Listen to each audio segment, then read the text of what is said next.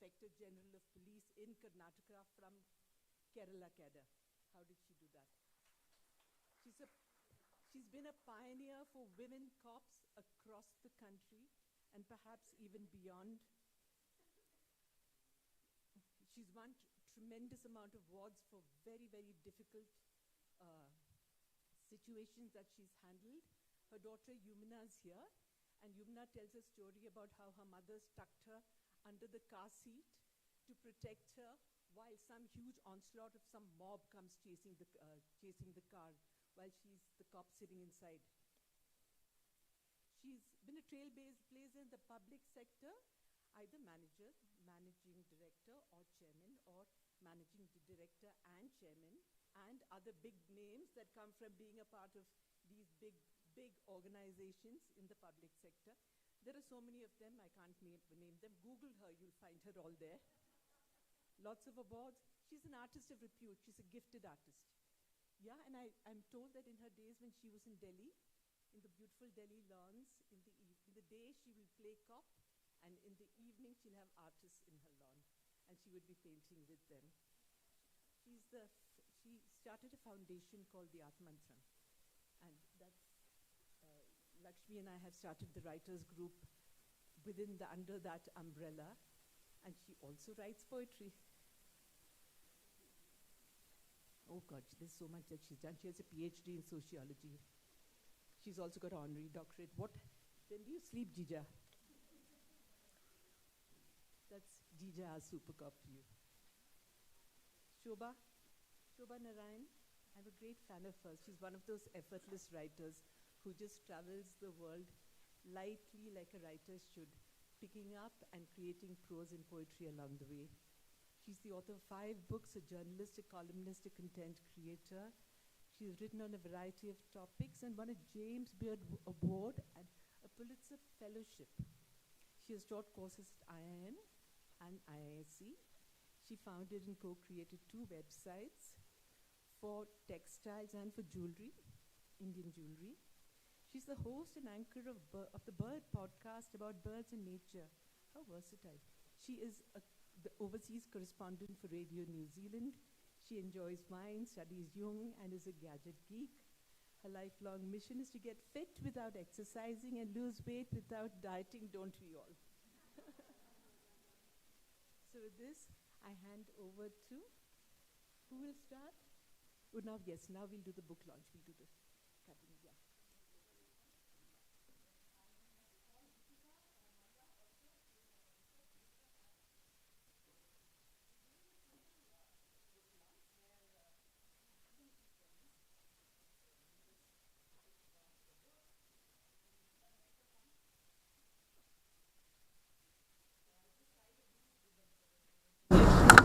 Eco-friendly.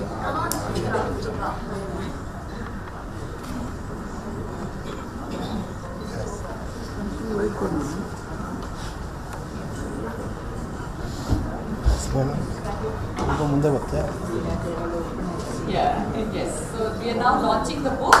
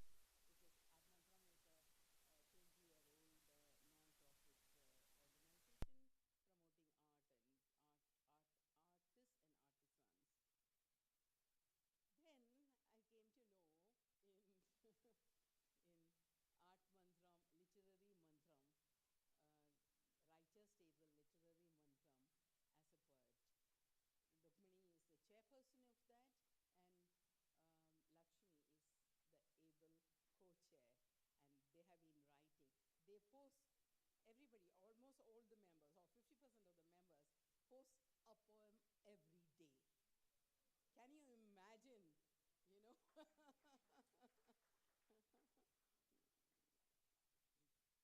Yeah, Poetry Society. In fact, Writers' Table became so crowded, so many people posting so many things, they divided prose and poetry. And they made Poetry Society so that the poems, when they are put out, can be seen, admired, and critiqued every day.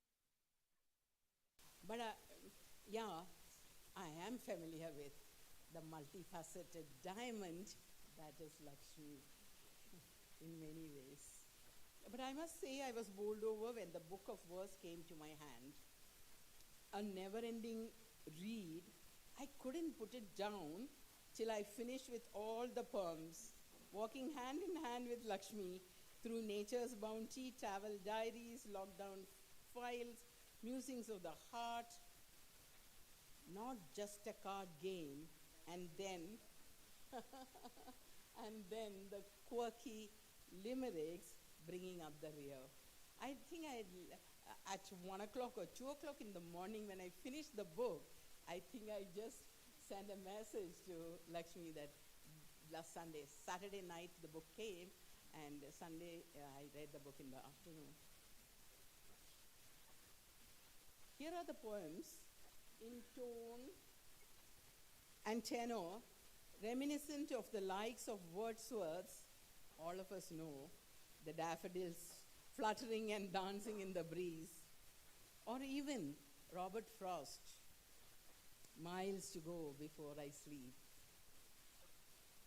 So simple is the language, and the ending is so highly philosophical, like most of those poets who wrote. No hidden meanings like Donne or Browning, I should say. No obscurity, no allegories, no allusions. We don't have to research and break our head over the parts of Lakshmi's poems. I hope whoever has read some of the poems would agree with me completely, right? I loved not only the poems, but the layout with easy to comprehend stacks, context notes, and beautiful illustrative paintings. Well done, Lakshmi and Deepika. Before I close my initial remarks, I must also thank Lakshmi for her human service to Art Mantram Trust, especially now when we are creating a village of art, craft, and rural life, tribal culture in Gundalpet, Karnataka. As I say thank you, Lakshmi, it occurs to me we must perhaps add theatre and poetry too to our art village. Why not? Thank you.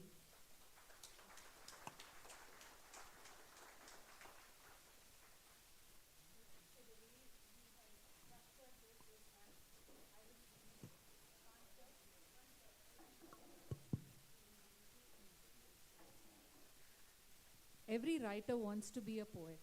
No matter if you're writing fiction or non-fiction, the original work of art that every writer aspires to is to be a poet. And congratulations, Lakshmi, for getting there. This is her first book, and it happens to be a poetry book, which is what we all want. Jija has spoken about the book.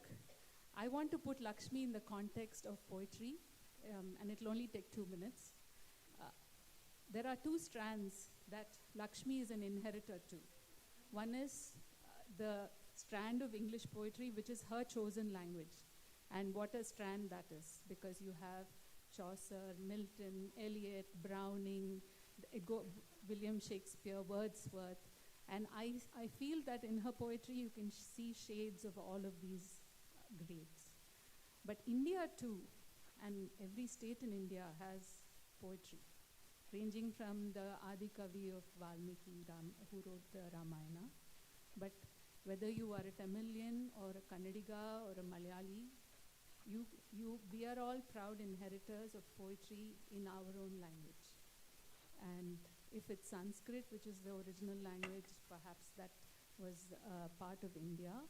It would be Anandavardhana, Abhinavagupta, Kalidasa, Kuntaka, Rajashekara, Dandin, Sriharsha, Jagannatha. Each of them had their own versions of what poets ought to write about and what poetry meant.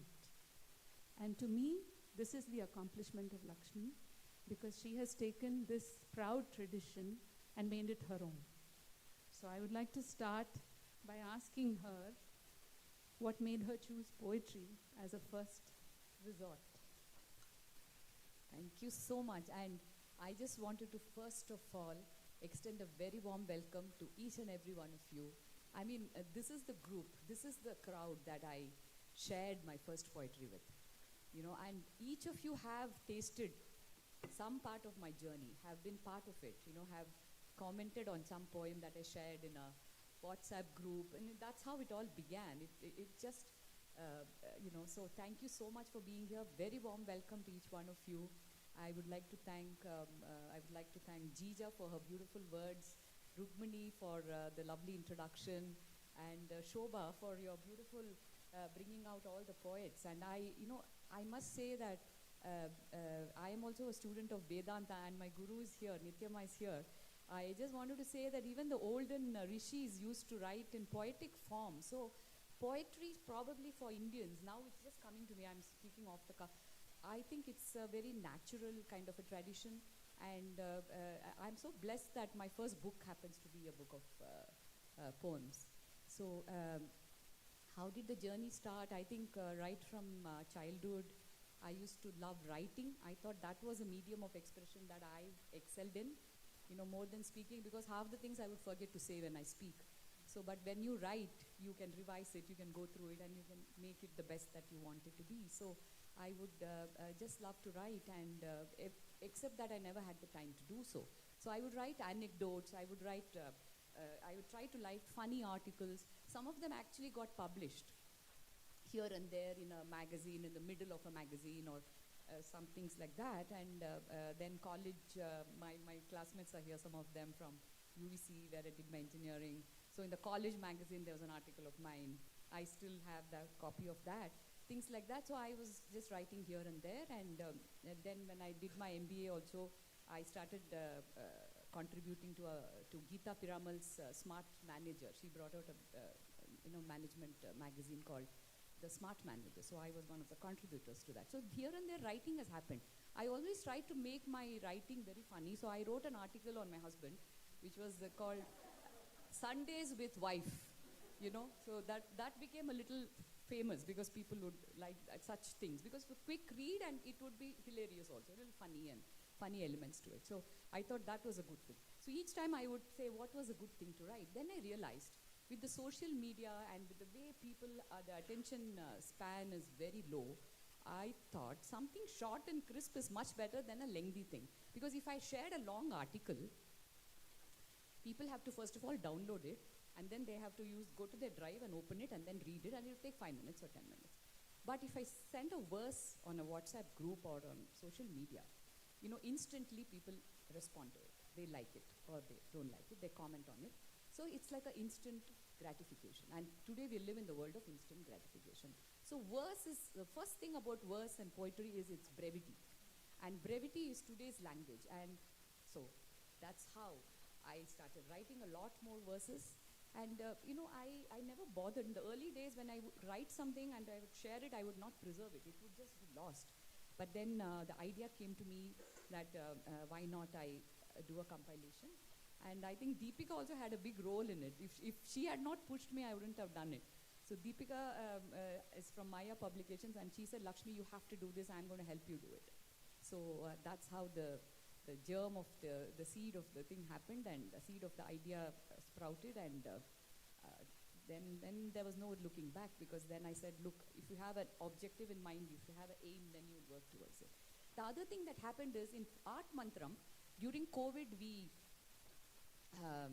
did a competition for young children on verses. So we asked them to write, verses. So then we collected all the best ones, and we published a book. It's called Young Verses. So that also, I think, motivated me somehow that it is a possibility that I can do my own collection. And so these things happened. COVID also, I started writing a lot. Because, in Bangalore, you sit half the time, 50% of the time you're sitting in the car, waiting to reach a destination. And during COVID, nobody invited you anywhere. You were just sitting at home. So there was a lot more time to, write or do your own creative stuff. So I think during COVID, I wrote a lot, and then finally we had enough for a book. And that's how the book came about. Thank you, Shobha. Thank you. Thank you, Lakshmi. That was really wonderful. But now tell us, you told us about your journey. Now tell us, how did you pick this title?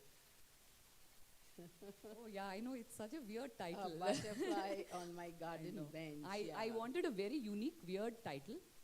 And so I was just thinking what to do. I have a garden in my house, and there's a bench in my garden, which I love a lot. And it's surrounded by a little bit of greenery. So I would always have a vision. Wherever I would sit, I could see that bench and the greenery. That was my favorite spot, so to speak. So I would just keep looking at it and to get some inspiration and all that, ideas. And one day, one yellow color butterfly went and sat on that bench. It was looking so magnificent, I was like stunned.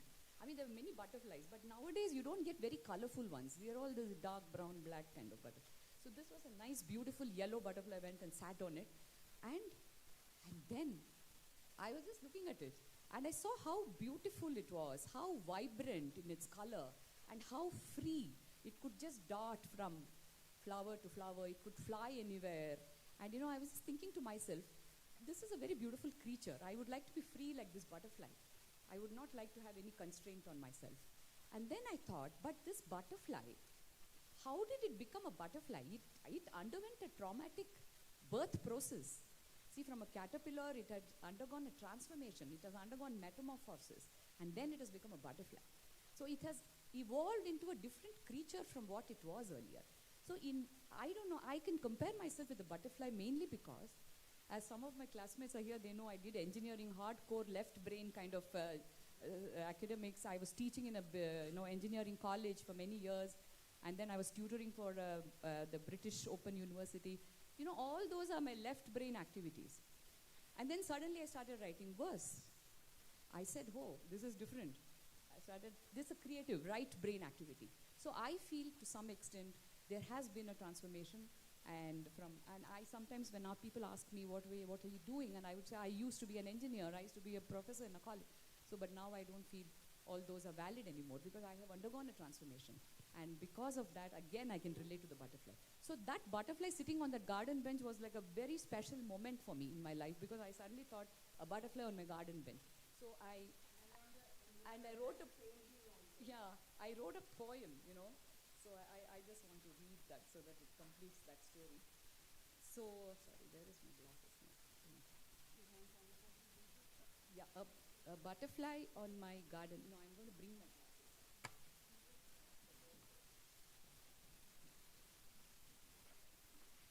Now you know my age.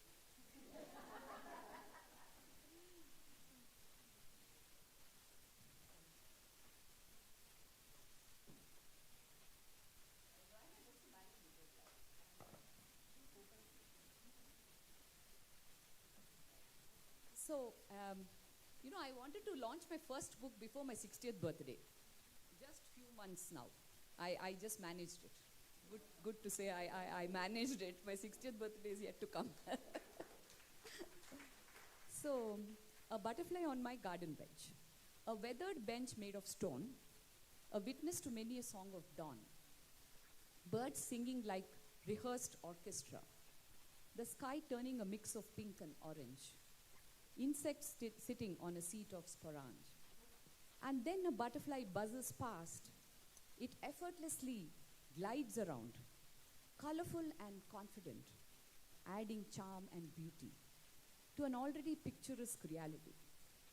Nature is phenomenal and unfailing in its punctuality. Seasons come and go with regularity, dawn and dusk are set in stone, and the monsoon gives much needed relief.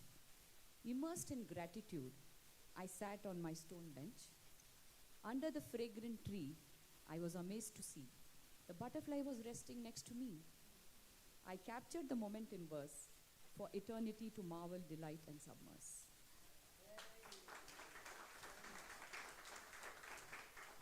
And that's the title, A Butterfly on My Garden Bench. And you tell us a little bit about the illustrative paintings that you have, the butterfly itself, and many, many more. And they are all, gelling with the poem which they accompany. Tell us a little bit about those. So I just have to say this, Saryu and RK are sitting here. My two sets of Sambandhis are here. Because my kids are not there, all my Sambandhis said, we are coming. We're just supporting you. So, because both the kids are not unable to be here. So, why I brought them up is because during COVID, Saryu started learning art. Did you? Yes. So she learned art because she is interested in all that very much. And my daughter-in-law, Pallavi, who lives in Atlanta, said, Mom, I have joined art classes. So that was nice. Then one day, this butterfly and all this bench and everything tempted me. I've taken a picture of it, all that I've done. I sent it to Pallavi and I said, even you don't know the story. Pallavi, and I said, Pallavi, can you paint this? Because you're doing art classes. Can you just paint this for me? She said, let me try, Mom, let me try. So I just forgot about it. After 4 weeks or so, she sends me and she says, Mom, I have done the painting. I don't know whether you like it, but the painting. This is the painting. So this cover page is by Pallavi, and because we got a real art as a cover page, fortunately, Deepika said, let's do some illustrations inside. And so for some of select poems, we have got some artists to do illustrations, and that is why it took a long time, because each poem, I would send a picture sometimes, and the artist would send it back. So we commissioned this. And it's a very apt question by Jija, because she's from Art Mantram itself. So, we did that. And then at least that artist also benefited from Art Association. And we were able to make the book more beautiful, because otherwise it would just be words. I said, let us have some paintings. Yeah, it added so much of color and life to the entire book. It's really, really wonderful. Thank you so much, Jija. Thank you. Yeah, So my next question is about Lakshmi's process of writing, which I think all of us will be interested in hearing. But I wanted to allude to one poem of hers that is in page 44. It's Nirvana in the Northeast. And she talks about wild buffaloes and rhinos. And the reason I liked this poem is because what makes us resonate with a poem is partly the culture that we belong to, which is why perhaps if you read Borges or any of the Spanish poets, their allusions, their metaphors would be different. Whereas in Lakshmi's poetry, it is very rooted in India. And I think that is part of the reason why her poems resonate with us. Like Kalidasa, for example, when he was asked how the birds were flying in poetry, he said they were flying like a garland hangs in between on a threshold. That's how birds fly. And the butterfly that Lakshmi saw, I would venture a guess, is Karnataka's state butterfly, the southern birdwing, which is bright yellow in color. I am not sure if that is the one. But metaphors of poetry are rooted in a person, like Lakshmi, in the culture that she belongs to, which is why I have picked the poem Palakkad to read, and the culture, the larger culture that she's part of. So with that as preamble, I want to know how she writes these poems. Tough question, Shobha. I love Shobha. She's written 5 books. I just don't know how you did it. 5 books. And then even before I met Shobha, I used to be a fan of hers. You don't know that part of me. I used to be a fan of yours. And every Saturday, I would wait for Mint. It's a newspaper called Mint. And Shobha her article would come in Mint. And it would have diverse topics. Not one topic. They were very beautiful topics and very easy flow, beautifully written and well researched. So I would wait for Shobha's articles. So, thank you, Shobha, for pointing out this thing about how we allude to certain things that we see, because we are all rooted in a particular way in our own cultures, right? So it is true that we view things with that kind of a lens. Yeah. So that's what it is. So for me, because my language is very simple. I use simple language, and I'm quite direct, as Jija pointed out. There is no need of looking for a double meaning or what she really meant, and people don't have to worry about all that because it's pretty direct. And some philosophical element I bring in, either in the middle or at the end. So this is my traditional way of doing it. So for me, I have to get moved by something. And that something can be a thing, it can be an event, it can be a game. Like I've written a lot of poems on bridge because I started, and during COVID, that was my second activity, a lot of bridge every afternoon. Manohar and Godwin, all my bridge gurus are also here. Girish, I can see him. So they're all here. So we used to play a lot of bridge in the afternoons. Afternoons were reserved, 2:30 bridge group we have, and we used to play in the afternoon. So something that touches me, I can write about. But if something does not, like somebody tells me write about something and it doesn't touch me, then I won't be able to. Because it's basically an expression of my emotion, my thought, my feelings. So it's a very simple thing like that. So I'll give you an example. So there's this poem. I was shifting my house, okay? And that was the time I was inspired by Marie Kondo. Marie Kondo is a lady who advocates minimalism and decluttering. You know, we had done a program with her, and I was very inspired. So much so that I started looking at every object in the house and saying that I would like to discard it. And then my husband said, and I made a rule, anything is not used for 6 months, I'm going to throw it out. And my husband said, let me be useful, because otherwise, you know, I don't know what will happen to me. So, you know, I wanted to read that. Yeah.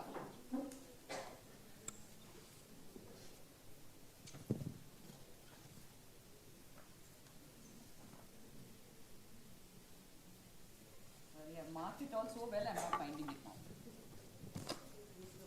Yeah, this is the poem. It's called Dream. Because, you know, decluttering fully is a dream. It's not happening because our houses are very full. So, things everywhere. Why do we need so much? At the end of the day, I swear, what do we need as such? A warm bed and a hot shower, aroma of delicious food, breathing in the fragrance of a flower, a nice book to set the mood, laughter of friends and family, huddling and chatting happily, along with a small dose of solitude to revive the body, mind, and soul. Nothing heavy or exquisite for me. Instead, give me a travel itinerary. For I am a tourist at heart. Light and free, from place to place I dart. That's the butterfly effect. Material things I shed along the way. Minimalism is where I'm heading, I dare say. Things everywhere. Why do we need so much? I need time to stand and stare, to be able to lay my soul bare. So like this, I just have to get inspired. I just have to get inspired, and once that inspiration comes, then I write it in one shot, actually, Shobha. It's not like many of my poems I write and I'm in a hurry to share it. I'm in a hurry to share it in a few groups, like the writer's table and all that. So there people are very forgiving and indulging, like you both are today. So they're very indulging. So you can just share it, you know. Nobody's going to find fault with it. But they do in a nice way. We all told each other we'll have to criticize constructively, and so that we can improve. But everybody says good things first, right? So I'm in a hurry to share. So after it is shared, it has seldom been edited or revised. But then there have been instances where I have written 2 verses and then I have stopped for some reason. And many weeks later, I will revise it. I'll go through it and say, oh God, it's not completed. Let me work on it, and then it gets completed. But that's a very rare thing. For me, it's instantaneous. I go for a morning walk, I come back, I write a poem sometimes. And that's how one poem of mine, A Speaking Flower. Yeah, I do remember you had, that same day you had shared it with us. I just went for a morning walk, I came back, wrote it in 10-15 minutes and shared it in some groups. So like this, you know, inspiration comes. Inspiration comes from things, inspiration comes from events. You know, there was a huge event, you know, it was, I'm sure all of us remember this. This is the Great Indian Walk, when all these daily wagers, right? That's what they are. The daily wagers were, you know, thrown out because they just moved. They started walking because they didn't have work. You know, all the construction activities stopped and other activities stopped. They were not paid, and then they all started walking. And even the celebrity, this Sonu Sood and others helped them and all that. But much before that, they were all in transit and the daily wage earners. migrant labor were trying to go back because we thought this COVID is the end of the world, and they wanted to go back to their villages, and they started walking. So that actually inspired me a lot, and I wrote a poem on that. That poem is one of my famous poems because in 2-3 Kavi Sammelans, I read it out during COVID. So like this, I have been inspired. Things, people, even people have inspired me, and I've written about people. So, and then places, Palakkad, where I belong. So. Thank you for that question. Now that Lakshmi has set the mood for reading poems, may I read one? Of course. I will also start from the lawn. We have heard so much about the lawn from Lakshmi in all the poems, but I really loved this one. Incidentally, I was allowed to read 2, but I think I'll read 2 and one small poem later. It's my privilege that may I? Yeah. So this is page 20, Lesson from a Lawn.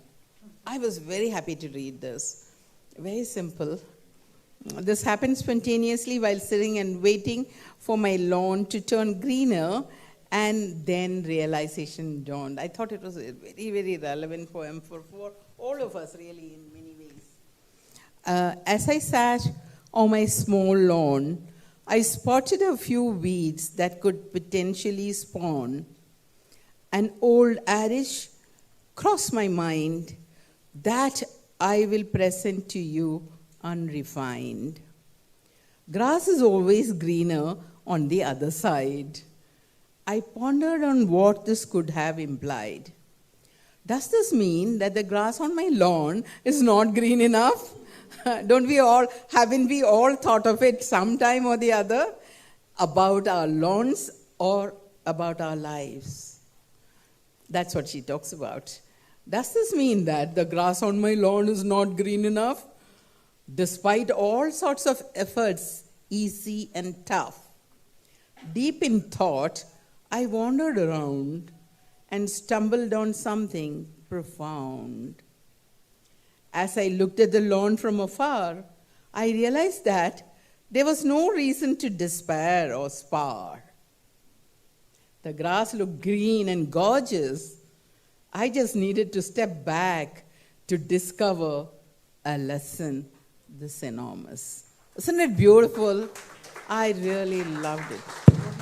Totally Wordsworthian. I'm so sorry I'm harking back to Wordsworth. Is one of my favorite poets. You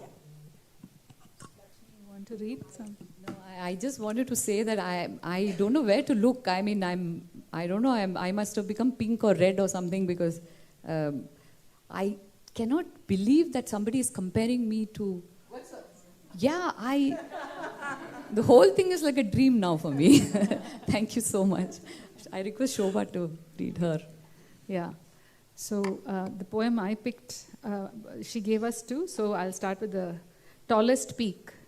This verse is dedicated to my husband who went to Everest Base Camp in October 2021. The Himalayas have been a distant dream. Snow-clad and pure white they gleam. I gaze at them from afar. They stand majestic like a czar. I bow to the divinity of the landscape, rugged, icy, stark, and naturally shaped.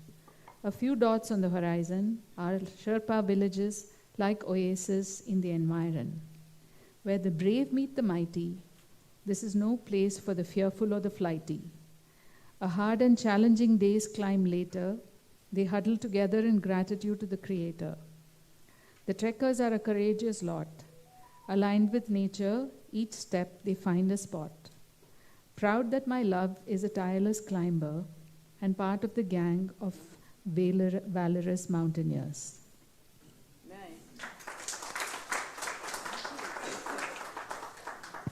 Jija, you can read another one, please.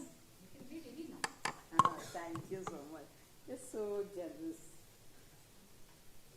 The second one is that I wanted to read so many, especially about the mothers-in-law and all that. You know, it's really, really wonderful.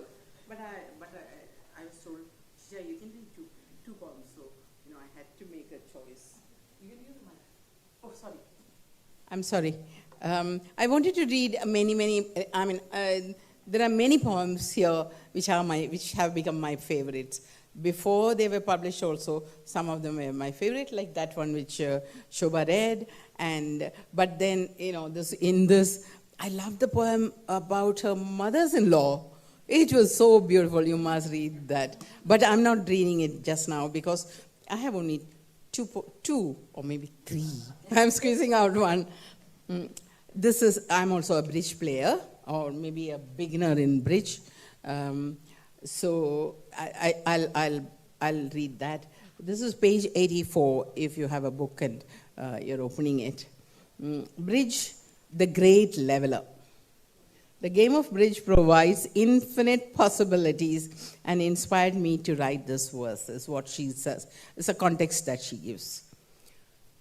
While on the precarious stage of life, while uncertainty and speculation run rife, the game of bridge throws light when success is not in sight. We play with the cards we are dealt. Sometimes the rags will make the ace melt. It's so true.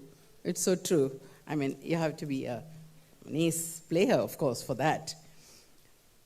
The two club openers are not always winners.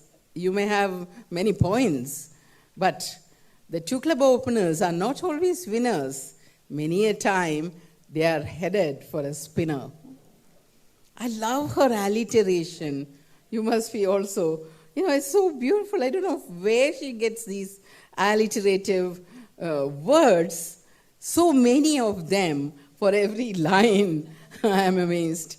This means everyone has an equal chance if only we pay more attention than a single glance.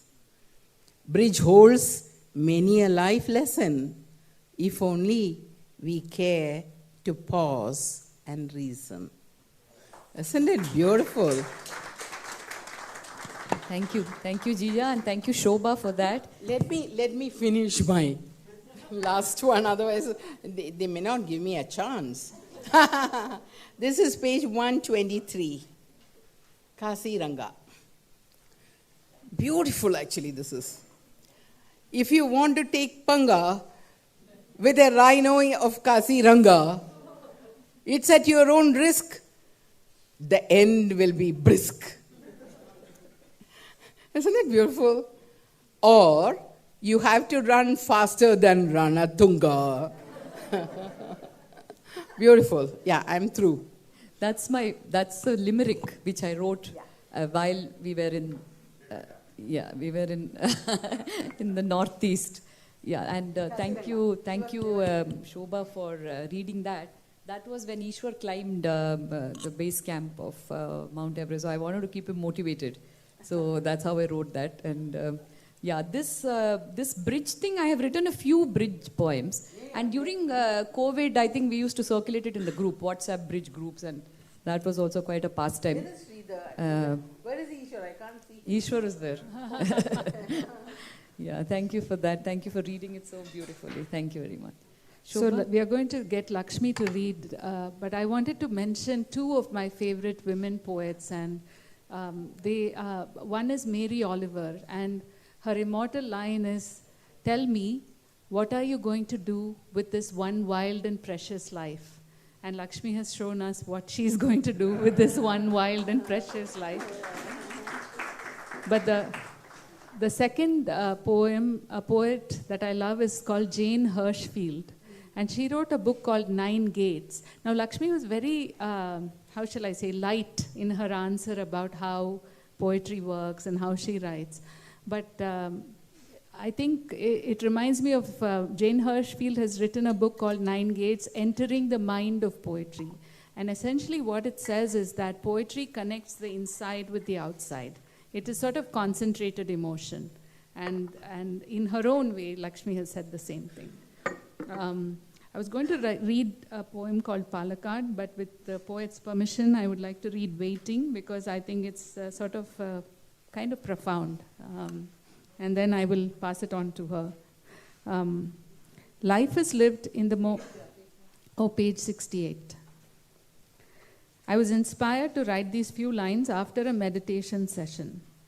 Life is lived in the moments of waiting, the gap between departure and arrival of loved ones, the gap between inhalation and exhalation, the gap between sickness and health, the gap between sunset and moonrise, the gap between last day of exams and results, the gap between conception and delivery. Growth comes when we are in pause mode. So let us contemplate on the divine code. Let us wait until nature unveils her grand plan. Until then, let us do a self-scan and enjoy this period of silence while waiting for further guidance. And then on to the poet. Thank you, Shobha. That was written actually because in COVID, I think everybody thought we didn't know what was in store for us, and that is why there was that waiting for more guidance and waiting for. So that is how I just wrote that one day after a meditation, and I always know that the gap is the most important thing in life, between two activity, that inaction between two actions. That is the time when you can pause and you can grow.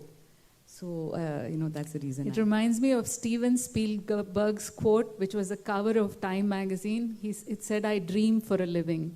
And she's dreaming for a for just a passion. I dream for passion. Yes, I dream for passion. I in fact, a lot of your books I wrote dream on, So, I just wanted to, first of all, I don't know, I'm so overwhelmed with all this happening today. It's like a dream come true for me. Having you all here, having Shobha, having Jija, Rukmani, Deepika. It's just an amazing journey, and it has been a fun journey too. It's not been that kind of rigorous journey. It's been a beautiful journey. I wrote it and then I said, okay, let me publish it. So it just happened. I didn't have to struggle or anything. It was like very easy and beautiful. I just wanted to say that, I have also developed. I have grown, after writing these poems. Now my newer ones are, some of my friends, even Rukmani has been telling me it's all getting better, even more, you're writing more, in a more deeper way. So I think I am also evolving like that butterfly. I have kind of come out of that caterpillar stage and, I've moved on to a new stage. So I feel, that people have to express, we all have our own way of expressing. So this is just my way of expressing. So I will wind up with, I will read one of my favorite. I don't have any favorites actually. I shouldn't be saying that. I was just telling Ishwar on the way I don't have any favorite poems, but I'm going to read this because it talked about the migrant laborers, and I really felt a lot, at that time. And so I'm going to say, it's called, it's page number 50, and The Great Indian Walk. So we'll be winding up with this is the last one. So The Great Indian Walk. It was a time of abundance. It was a time of greed. Clothes fighting for cupboard space. Homes resembling museums. Jewelry was large and chunky. Makeup was loud and glitzy. Excessive spreads on dining tables. Entertainment at their beck and call. The contrasts were humongous. Laborers slogging away to make ends meet. Gaudy mansions amidst slums. Blingy parties with food wastage amidst starvation. Beggars stand outside cars while heavily decked women sit within. No mercy for other species, leave alone humans. And then the pandemic struck. There's a call to stay indoor. Commerce comes to a standstill. Many daily wagers lose their livelihood. Few amongst civil society helped in small ways. It is never enough. They want to go home. The Great Indian Walk begins. No one could stop them. They feel terribly let down. Government woke up a tad too late. The images raged on social media of people walking and carrying the weak on carts and handmade devices. They stirred the ones sitting in their gilded homes, sipping their imported wines, munching on their gourmet meals. They looked around and found a few good Samaritans and washed their hands off again. The social media raged on. Will we never learn? Will we ever learn? Friends, it's been amazing having you all here. I just wanted to call Deepika Maya, who is leading Maya Publishers and who has done my publication, to come and say a few words. Deepika.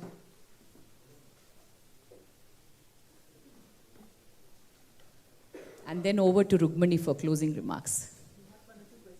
Yeah, we'll take one or two. So Lakshmi has always empowered every life that she has touched. I have been a publisher for 11 years. Oh, I don't know, it's hearing?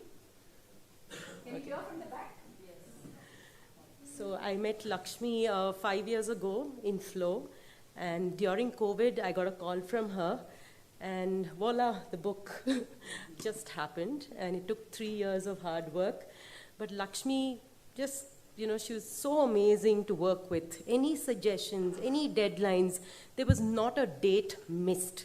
Lakshmi, thank you so much. And I'm so honored that you published, your book, first book with us. And this is something from us.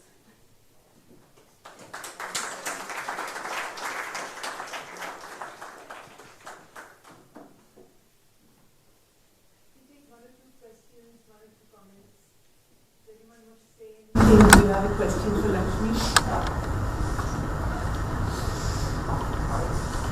Yes, please go ahead, sir.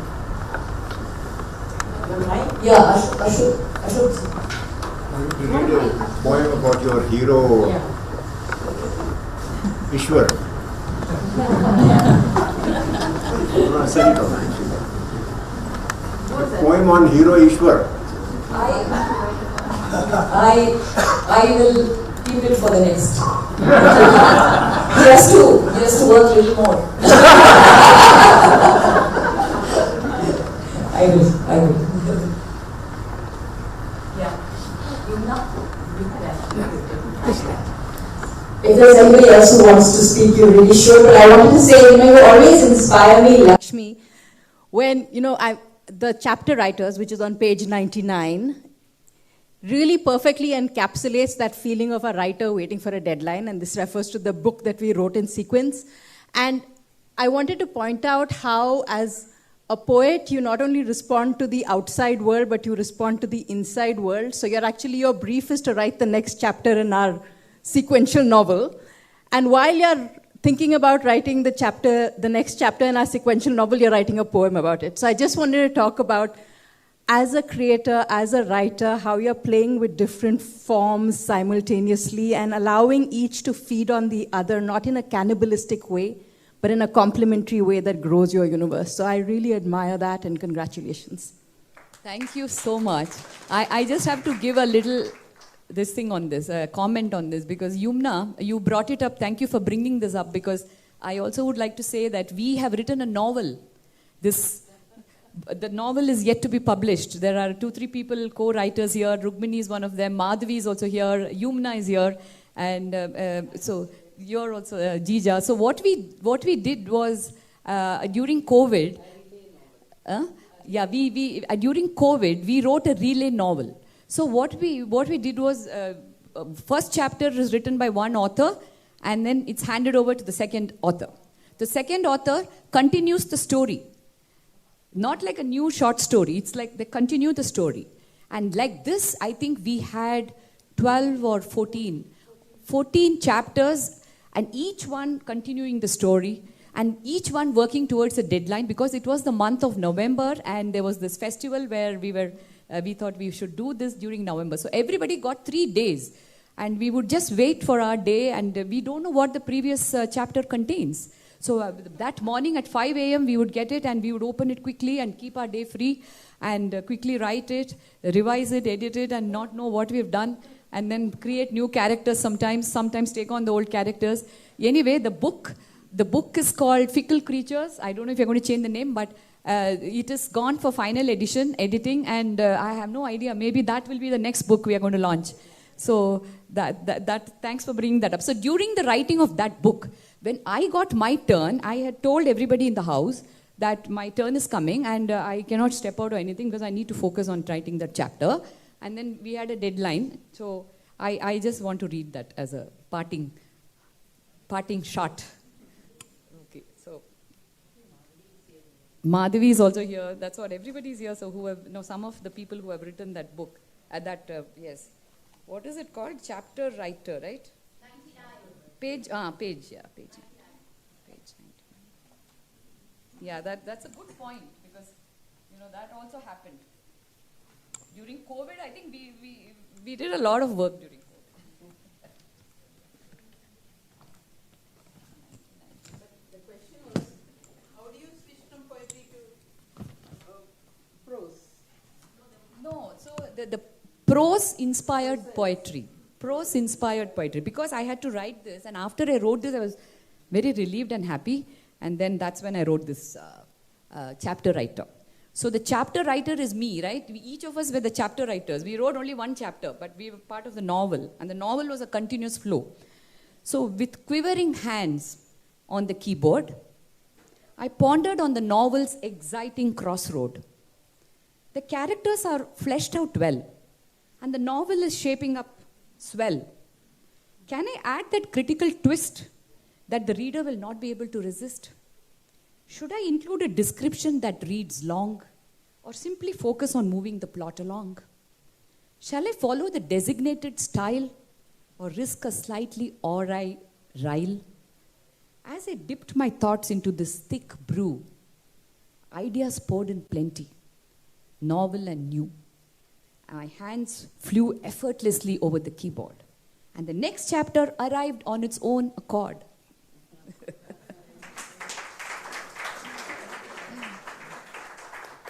Thank you very much. And Comments, questions, anything? closing remarks by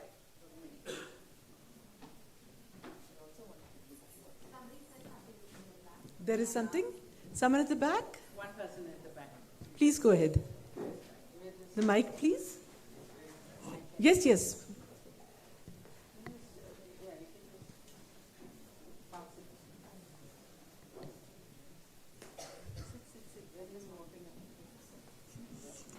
So one comment and one question. So Lakshmi, are you ready? Yes. So I'm we very studied. nervous, very nervous. Ananta is my classmate in IAC. He's asking some technical question now. I'm scared. So you mentioned UVC, you mentioned MBA, but no IAC. I So mentioned, it I was too mentioned. cerebral. It was I too mentioned. cerebral. I mentioned. Because She Rukmini did not mentioned. mention. So it was too cerebral for you, and no creative activity. It was all studies. Anyway, so question is, so your younger son is also a prolific writer. Who influenced who? No, I don't. Ananta, thank you for coming because Ananta has just undergone a heart surgery and is still here. So that's amazing. Thank you so much. And Ananta, I didn't mention IAC because Rukmini talked about it. And it was very cerebral. This group, we were only 13 of us in the class. And there were 2 girls and 11 boys. Ananta was one of them, I was one of them. And I was already married. And I had a son. So I was like in and out. 9 sharp I would go and then 5 sharp I would walk out. And in between I would go sometimes to make sure everything is going on perfectly well at home. So it was like one of those blurs in my life where I didn't enjoy it that much, but these people were very nice. They would all come home and I would sometimes take my Karan, my elder son, to college, to IAC. He would be sitting in the lab over there happily. So it was like that, and he was about 1 year old that time. So I just wanted to say that yes. It was Vivek is a prolific writer, and I know it's like somebody is saying you look just like Vivek. They say that, so I don't know what to say, whether he looks like me or I look like him. I don't know. It's like we used to go for this parent-teacher meetings, and for every other child. You would sit in front of the teacher and the teacher would say, what is the child's name? And then I have to tell the name of the child. When I go sit in front of the teacher will say, Vivek Ishwar, Karan Ishwar. Everybody knows I'm the mother. They don't even know I'm me, but they look at me and they know I'm the mother. So it's one of those things. I think it's just a coincidence. Huh? I should. I was just getting the idea now. Thank you so much. Thank you, Ananta. Okay, 2 takeaways here. You all know how to write. You've written a letter in your life? Yes. Yes, obviously. And we all can dream, right? So combine the two and let's see what the future holds for you. Like Lakshmi says, dream on. So when you go out there and get her autograph on her book, when you go back home, also take a dream. That you will combine the two and let's see what comes out of it. We have a platform for writers and aspiring poets. Contact us, Jija. And you never know where we can take you from there. Thank you for coming, for being a wonderful audience. On behalf of Lakshmi and all her family here, have a great day, a great year, and a great life ahead. Thank you.